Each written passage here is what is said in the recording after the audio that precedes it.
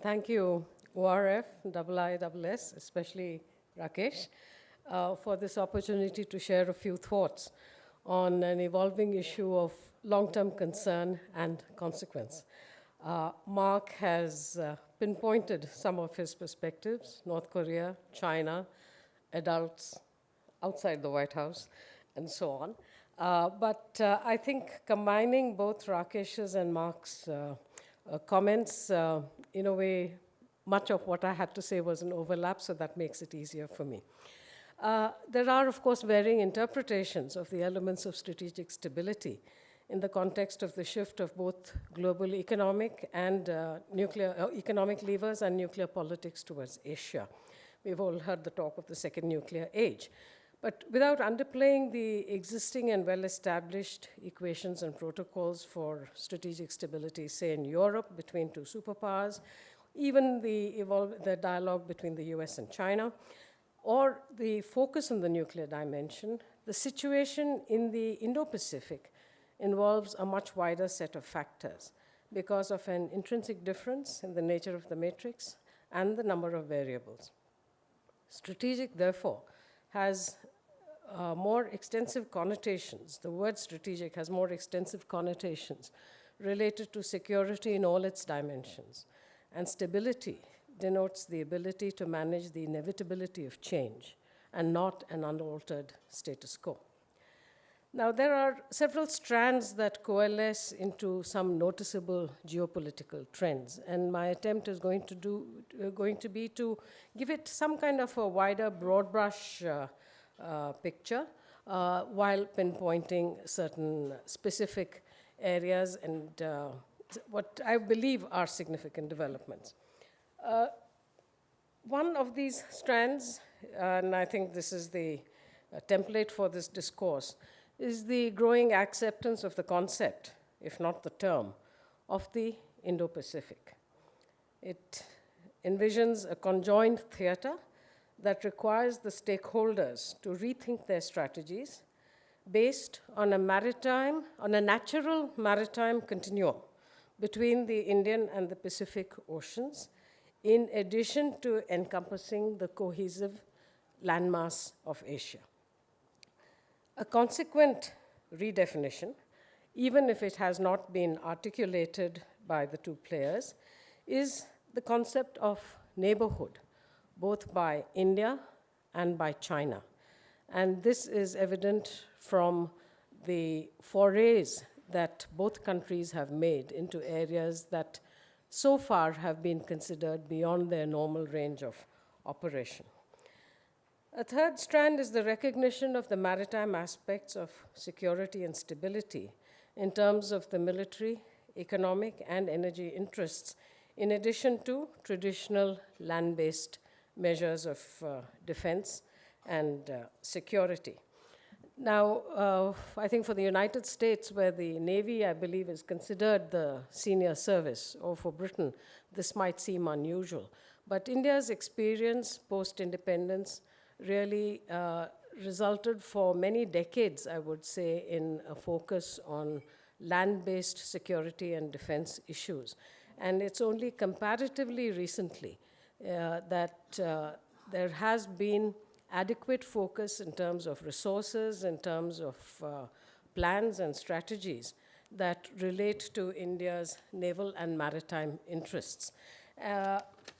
And while one talks of maritime security, I think it is worth emphasizing that it is a dimension, but it is necessarily a part of holistic security which encompasses land and the sea. We've had many discussions in the Indian establishment on the concept of maritime security.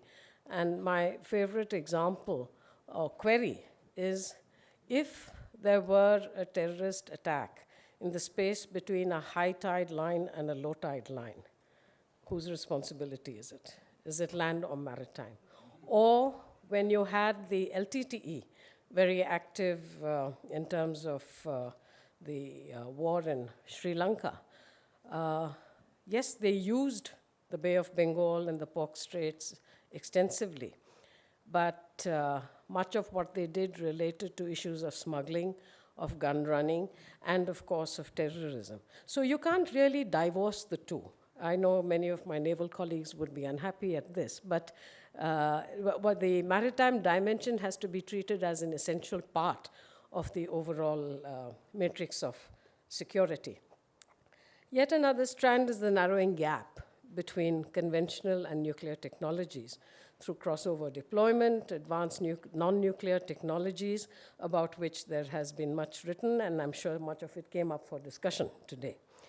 Multipolarity has been talked about, nuclear and otherwise, resulting in heightened unpredictability and uncertainty in the absence of an established architecture for regional security in Asia.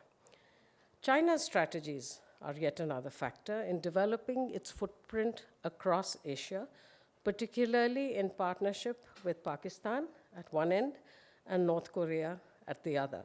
And Mark has given us some details on this just before. The quality of state behavior in interstate relations, the use of terror not just by non-state actors, but by state actors, and something we are seeing, we've seen over the past few years in particular, the unilateral alteration of the status quo. Territorial disputes need not intrinsically be related to an orthodox concept of strategic instability, but are among the factors that are used to create an increased sense of vulnerability. We have the evolving aspects of the USA's role. I'm glad that Mark has an optimistic view, and I was hopeful that, and this is meant seriously, that the resilience, the checks and balances of America's systems would in fact come into play to ensure stability within Washington. But the evolving aspects of the USA's role becomes a factor. America's intentions, the extent of its commitments to Asia amidst China's nervous neighbors and the USA's nervous allies. So there's a great deal of flux and uncertainty here as well. But through this all, there are some attempts yet to crystallize at developing a discourse at the trilateral and multilateral levels for the purpose of underpinning joint efforts towards strategic stability in the orthodox sense. And here I have India, the United States, and China primarily in mind. Now, against this backdrop, there are two trends in particular that affect the equation. Absent a well-set regional security architecture of the kind that evolved in Europe after World War II, politics necessarily prevail over orthodox theories of strategic stability. And we heard of this a short while earlier as well. China straddles the discourse in many ways. Pursuit of parity with the US, at least conceptually, politically to start with, through this new kind of great power relations, the G2 equation, and strategically in the long term. Purposeful military modernization, breakout from its single ocean frontage by opening up routes to the northern Arabian Sea, the Gulf, and the Indian Ocean through, in effect, the strategic and economic annexation of Pakistan. And this is in addition to its operations in the Indian Ocean via Malacca. China's assertive unilateral alteration of the status quo in the South China Sea, and the development of the PLAN, including aircraft carriers and nuclear-powered and equipped submarines, which have shown up in places where they were not expected, all in keeping with China's great capacities to surprise. China has also displayed duality in its nuclear posture through its partnerships with Pakistan and North Korea, and there has been a track record of proliferation in the region. So this is one significant aspect. The second is the manifestation of terror that goes well beyond the cliché of balance of terror in nuclear terms to the global spread of extremist activity and terror groups. And it's not just a question of ISIS or of the for Al-Qaeda, particularly when Osama bin Laden was alive, but of an entire arc of terrorism that straddles the globe. We have seen much of this emanate out of Pakistan, so I dare say has the United States and many other countries.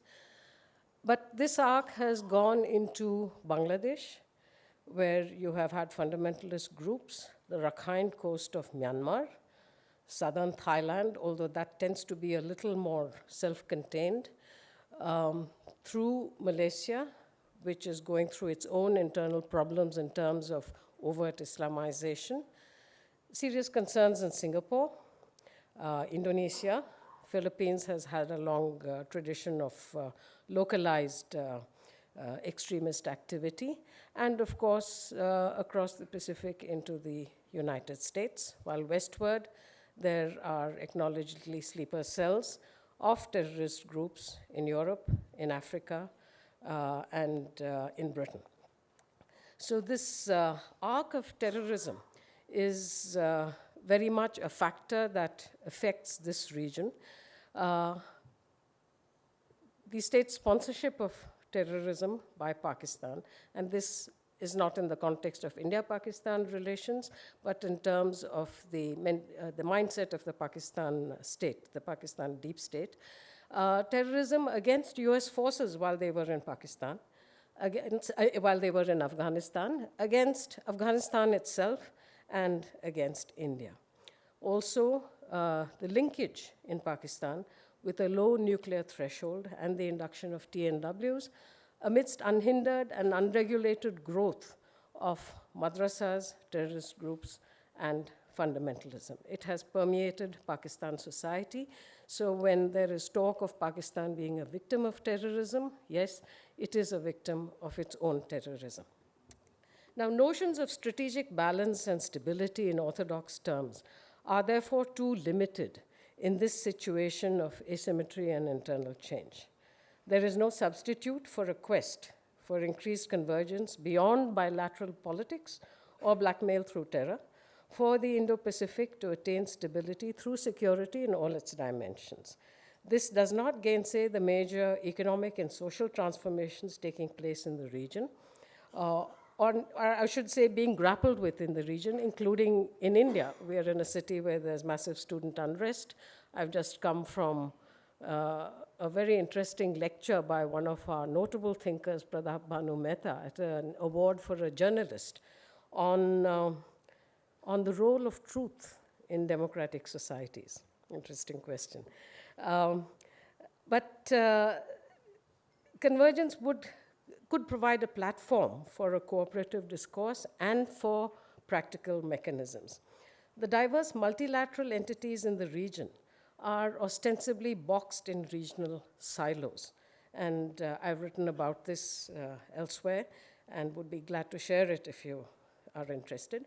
But the major issues that each of these entities deal with impinge on the others, even if they do not overlap, terrorism and fundamentalism being the primary case. There is therefore a case for an overarching security dialogue among stakeholders on Asian security to supplement the ongoing efforts that continue to take place at a sub-regional level, but not in a very focused or purposeful manner. I shall conclude my remarks over here, and I think we will terminate this.